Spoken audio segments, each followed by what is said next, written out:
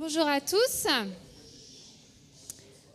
Alors, donc en quelques mots, je me présente. Je m'appelle Claire Sulmon-Rossé et je suis donc chercheur INRA, donc embauchée par l'Institut national de la recherche agronomique, et je travaille au Centre des sciences du goût et de l'alimentation. Alors, s'il faut retenir deux choses de mon unité de recherche, c'est les deux mots-clés qui sont aliments et sensorialité.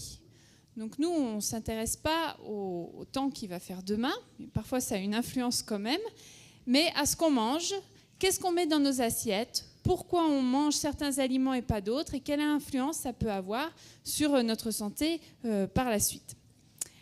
Alors, la recherche au CSGA, donc déjà le CSGA, le Centre des sciences du goût et de l'alimentation, c'est ce qu'on appelle une UMR. Donc je pense que vous avez déjà eu une présentation d'une UMR cet après-midi. UMR, c'est Unité mixte de recherche. Alors c'est un nom un peu barbare pour dire simplement que c'est un laboratoire qui regroupe des chercheurs de plusieurs instituts de recherche publics. Donc en l'occurrence le CNRS, l'Université de Bourgogne et l'INRA. Donc nous travaillons tous sur la même thématique autour d'aliments et sensorialité, mais nous venons parfois d'instituts différents. Alors, ce Centre des sciences du goût et de l'alimentation se trouve à 3 endroits. Donc, en haut, j'ai mis le plus connu.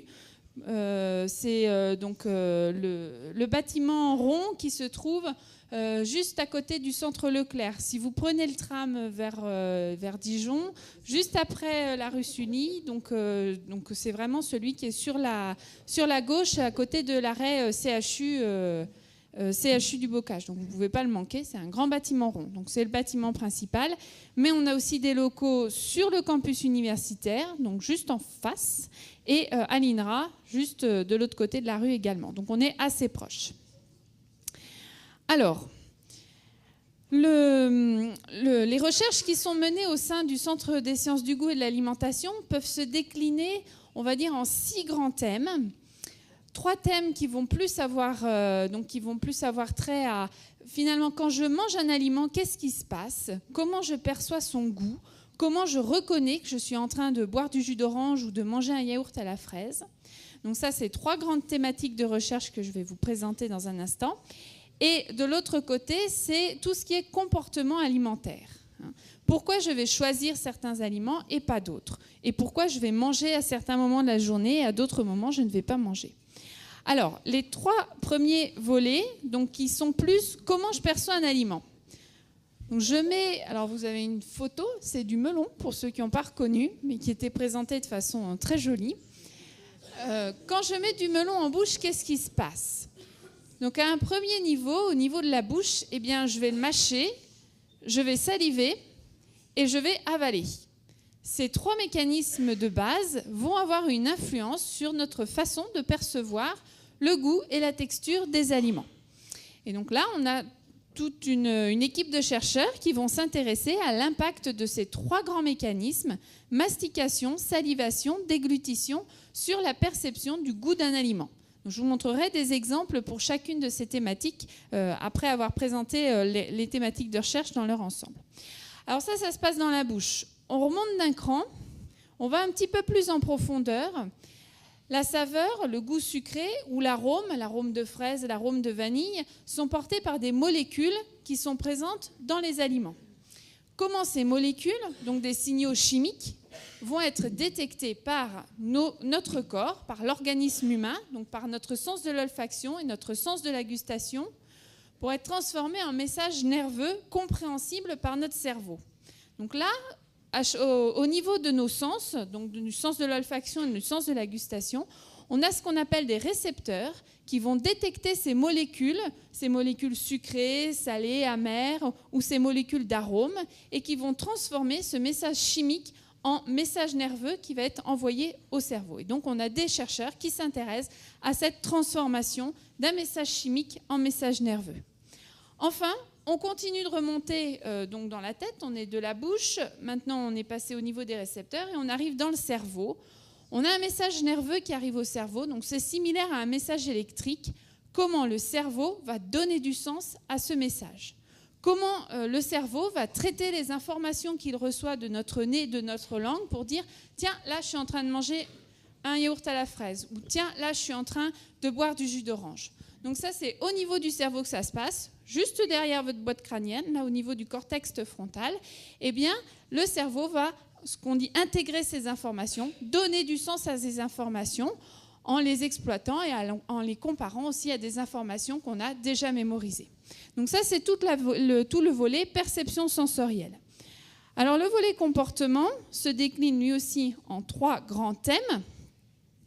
D'une part, au sein de notre unité, on s'intéresse à comprendre comment se forment et évoluent nos préférences et nos aversions alimentaires.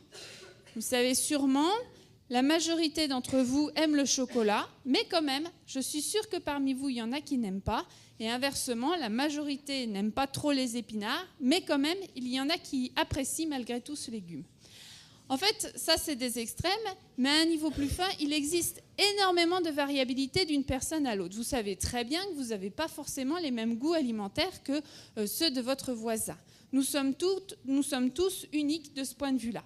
Donc, dans notre unité, on s'intéresse à comprendre qu'est-ce qui fait qu'on va aimer certains aliments ou pas aimer d'autres aliments. Donc, un deuxième volet des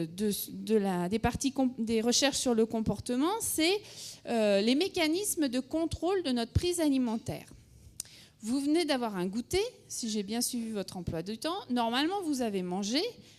Vous avez eu envie de manger, mais là, je pense quand même que vous n'avez plus très faim et que si on vous représentait un goûter, vous en mangeriez encore un peu, mais quand même moins que ce que vous avez mangé tout à l'heure. Vous êtes dans une période, on dit, de satiété. Eh bien, que vous le vouliez ou non, vos petits cerveaux, ils sont quand même bien faits et à l'intérieur de votre cerveau, il y a une structure qui s'appelle l'hypothalamus qui va contrôler cette envie de manger ou cette envie de ne pas manger. Et donc là, c'est tout un jeu de mécanismes très subtils. Donc au niveau du cerveau, cette petite zone va intégrer des messages qui viennent de votre estomac, de votre intestin, qui viennent aussi du sang. Et donc va de temps en temps, vous dire « Allez hop, là, il faut aller manger » ou « Non, là, stop, ça suffit, le repas terminé, cette petite mousse au chocolat, on évite. » Voilà. Donc on a des chercheurs qui s'intéressent à comprendre comment ça fonctionne. Et enfin, on boucle la boucle.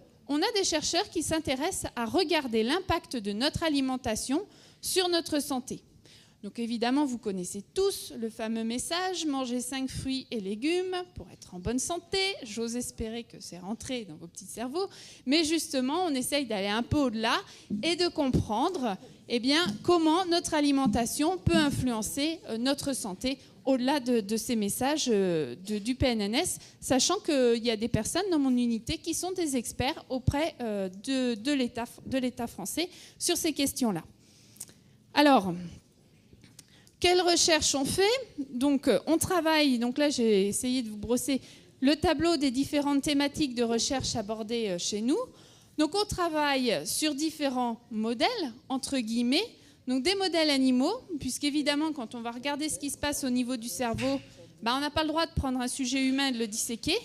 Donc, on utilise plutôt des modèles animaux. Donc, que ce soit la drosophile, la souris, le rat et le lapin. Et puis, on travaille aussi beaucoup avec l'homme. Et là, on travaille à tous les âges de la vie, du nourrisson, même avant la naissance, à l'enfant, à l'âge adulte, jusqu'aux personnes âgées. Moi, personnellement, je travaille chez la personne âgée.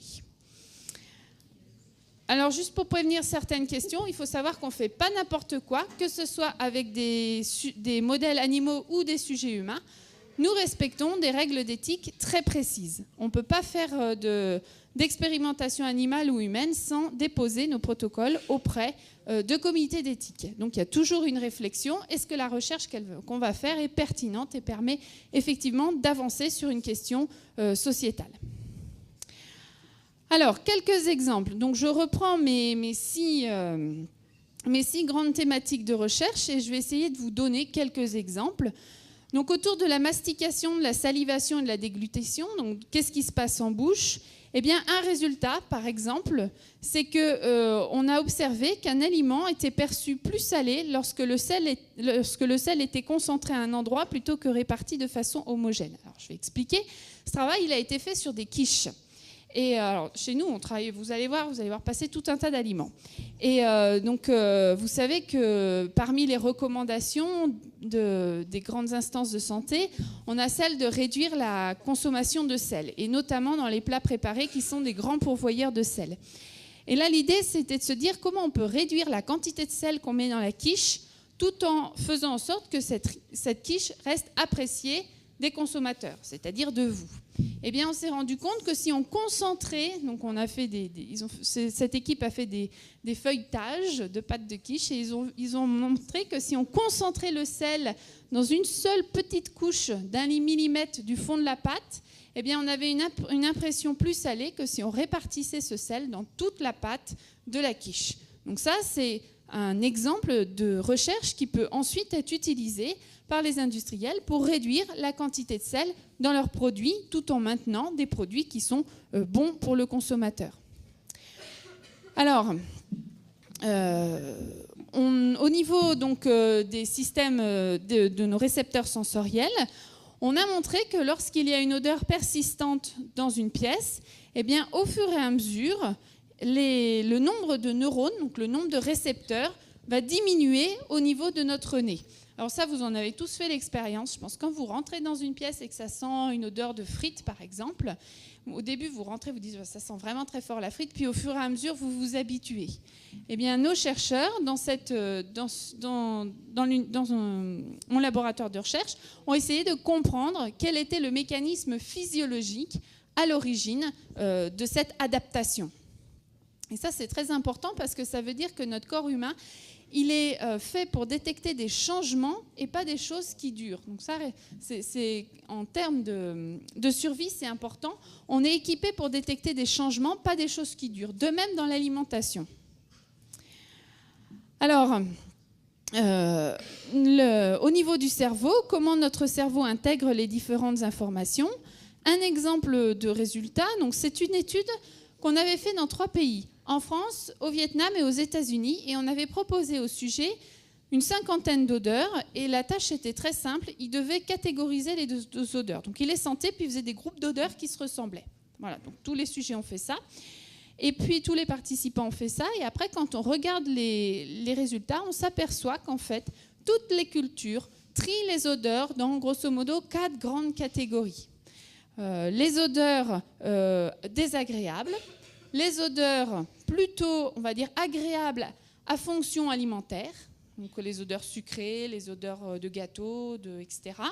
Les odeurs agréables, mais plutôt à fonction cosmétique, les odeurs de fleurs, et puis les odeurs de nature. Ça veut dire que toutes les cultures vont catégoriser les odeurs selon une dimension qui va de pas du tout agréable à très agréable, et selon une dimension de quelle est la fonction de l'odeur.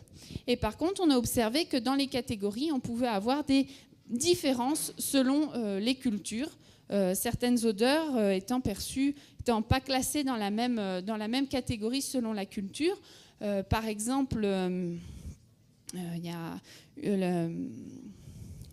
alors ça peut être le wintergreen, c'est une odeur qui sent le bain de bouche en fait. C'est une odeur d'une plante et ça sent le bain de bouche. Je ne sais pas si c'est très médicamenteux pour les Français.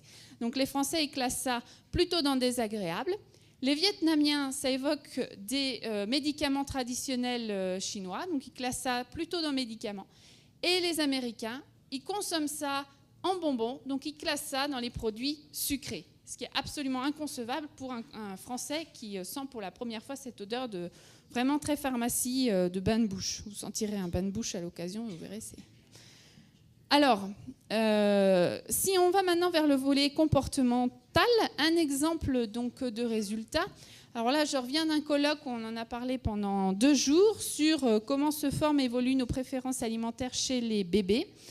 Et le résultat marquant, c'est que l'exposition répétée de jeunes enfants à un légume initialement peu apprécié augmente leur appréciation pour ce légume. Donc c'est une recommandation que vous devriez voir apparaître bientôt dans les recommandations. Alors vous le verrez dans quelques années, mais pour les jeunes parents, c'est souvent quand on est parent, donc vous en ferez l'expérience, quand vous essayez de donner un légume à un bébé, parfois, il va faire la grimace et rejeter le légume. Alors, les parents, ils essayent 1 fois, ils essayent 2 fois, 3 fois, puis ils disent, bon, là, c'est bon, il n'aime pas, je renonce. Ces travaux montrent qu'il faut persévérer, il faut aller jusqu'à 10 fois, mais que si on persévère, eh bien, l'appréciation du bébé pour le légume augmente énormément. Donc en fait, c'est un moteur très puissant pour augmenter l'appréciation qu'on a d'un aliment. C'est juste l'exposition répétée, le fait de goûter régulièrement. Donc en fait, quand on vous dit « vous n'aimez pas goûter », ça a un sens. Vous n'êtes pas obligé de finir votre assiette, mais vous pouvez goûter un peu. Ça a un sens, c'est qu'au fur et à mesure que vous allez vous goûter, vous allez vous habituer au goût et petit à petit développer une appréciation pour cet aliment. Alors, donc là, un exemple. Alors, les recherches dans ce domaine sont un peu plus récentes historiquement, donc je n'ai pas forcément de résultats marquants. Mais le travail de recherche, c'est d'essayer de comprendre comment les nutriments, donc les glucides notamment, le glucose, le sucre, sont détectés dans notre cerveau au niveau de l'hypothalamus et quel est leur impact finalement sur le cerveau et sur la réponse du cerveau pour lancer des messages de satiété ou de faim. Et puis, se nourrir, quel impact de notre alimentation sur notre santé ? Eh bien, on a montré que la consommation de poissons gras, comme le saumon, a un rôle protecteur dans l'apparition de maladies apparaissant avec l'âge, donc comme la dégénérescence maculaire, la DMLA, et d'autres pathologies de l'œil qui apparaissent lorsque l'on vieillit. Et on s'est aperçu donc, que la consommation de poissons gras, donc de lipides et d'oméga 3, avait un rôle protecteur. Donc cette équipe essaye de comprendre pourquoi, pour ensuite proposer des recommandations pour prévenir l'apparition de ce type de pathologie. Alors, après ce tour d'horizon donc, de nos thématiques de recherche, quels sont les différents métiers qu'on peut avoir au Centre des sciences du goût et de l'alimentation ? Alors déjà, il faut savoir que c'est une unité pluridisciplinaire. Donc, on va de la chimie, donc avec la compréhension des molécules, de saveurs, d'arômes, etc. La génétique, comprendre quel est l'impact de la génétique dans nos comportements alimentaires. La biologie cellulaire et moléculaire. Les neurosciences, donc ça c'est toute la compréhension du fonctionnement du cerveau. La physiologie animale et la nutrition, comment donc les aliments sont-ils donc envoyés dans le tractus digestif, quels sont les signaux qui vont être envoyés au cerveau. L'évaluation sensorielle, donc ça c'est un domaine qui s'intéresse à comprendre le goût des aliments tel qu'il est perçu par les consommateurs. Donc là on recrute des consommateurs qui testent des aliments et on leur demande d'essayer de décrire le goût. La psychologie, dès qu'on travaille sur à la fois le cerveau, l'intégration d'informations et le comportement, on a forcément des psychologues. L'éthologie, c'est l'observation du comportement. Donc là, il y a beaucoup de travaux qui sont faits chez les nourrissons. Et les statistiques, puisqu'on n'a peut-être pas autant de données que mon collègue en climatologie, on n'a pas besoin de gros serveurs, mais quand même, on travaille sur des données donc, chez l'être vivant qui sont par définition très variables, donc on a besoin d'outils statistiques performants. Alors juste donc, les différents corps de métier qu'on trouve au CSGA, donc le chercheur. Donc, le chercheur, son rôle, c'est de proposer, réaliser et valoriser des projets de recherche pour augmenter la connaissance, répondre à des enjeux. Donc, on essaye de proposer des projets de recherche qui permettent de répondre à une question que pose la société ou un industriel. Les ingénieurs, ils vont aider les chercheurs à réaliser les projets de recherche et ils vont pas mal aussi développer les outils et les méthodes. Les techniciens vont réaliser les expériences, réaliser les mesures, entretenir le matériel. On a également des agents administratifs, donc des secrétaires, comptables, informaticiens, documentalistes. Et puis on a un directeur, d'unité, des chefs d'équipe, qui vont développer les échanges entre les chercheurs de l'unité, mais qui vont aussi représenter l'unité au niveau national et international pour donc avoir des collaborations internationales. Et puis on a plein d'étudiants. Donc, ils viennent de différents niveaux, donc BTS, licence pro, master, ingénieur, doctorant, postdoc. Alors, juste pour finir, je voudrais casser quand même, alors je pense peut-être ça a été abordé dans les présentations auparavant, mais le chercheur au Centre des sciences du goût et de l'alimentation, c'est sans doute c'est sans doute vrai au-delà de notre unité, mais entre mythe et réalité, Donc je voulais un peu casser le mythe et vous dire ce que c'est que la réalité du métier de chercheur. Donc souvent on pense que le chercheur, il se réveille le matin et clac, il a une idée géniale. Et voilà, il y a un prix Nobel ensuite, c'est merveilleux. On pense aussi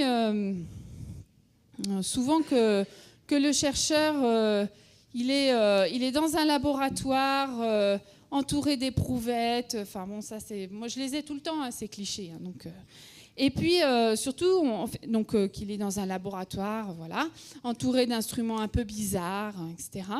Et on pense aussi que le chercheur, il est tout seul. C'est un homme ou une femme, c'est souvent un homme quand même dans les clichés, mais bon, une femme aussi, solitaire, hein, envahie de ses éprouvettes et qui a, pouf, des illuminations. Alors ça, c'est quand même très très loin de la réalité.